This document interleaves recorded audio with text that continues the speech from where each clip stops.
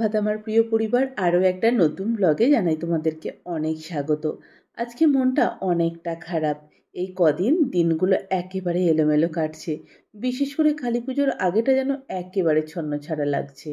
খেলতে গিয়ে পায়ের আঙুলে এমনভাবে চোট পেয়েছে যে আঙুল পুরো সরে গেছে এবং পুরো পা ফুলে রয়েছে।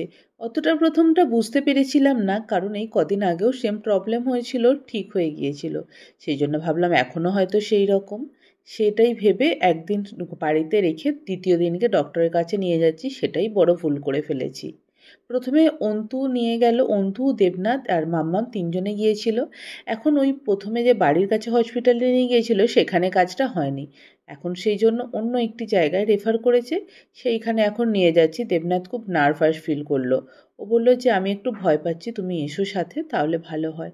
ছেলে মেয়ের কিছু হলে বাবা মা যতই শক্তপোক্ত হোক তখন একটুখানি ভয় পেয়ে এবং ঘাবড়ে যায়, কিন্তু ভয় পেলে তো হবে না, যে কাজটা সেটা করতে হবে। যখন ওখানে পৌঁছালাম টাইম তখন মোটামুটি 1টা কি 1:30 হবে।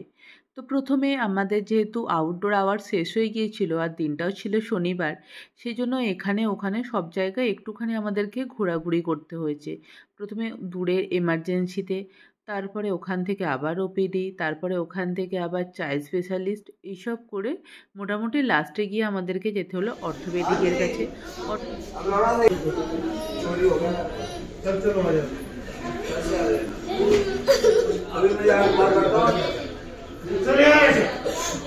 রিপোর্ট অনুযায়ী পাটাকে প্লাস্টার করে রাখতে হবে এবং হাড়টা যে সরে গিয়েছিল সেই হাড়টা বসিয়ে দিয়েছে।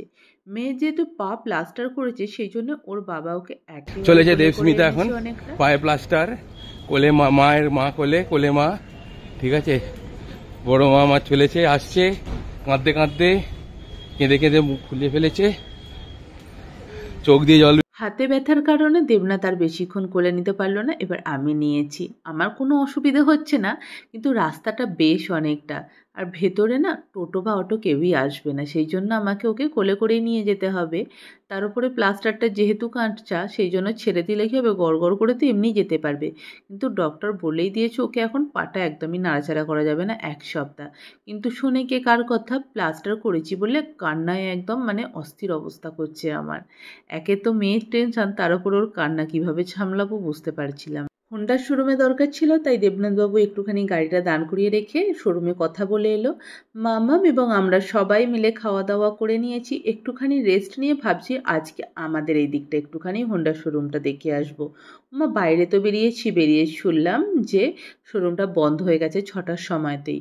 এখন আমাদের দেওয়ালির কিছু মার্কেটিং করে তারপরে আমরা বাড়ি ফিরবো ভেবেছি। সঙ্গে এসেছে আমাদের বন্ধু আর মাম্মামের বন্ধু, সবাই মিলে গল্প করতে করতে এসেছি বটে, কিন্তু মেয়েটার জন্য মনটা ওখানে পড়ে রয়েছে।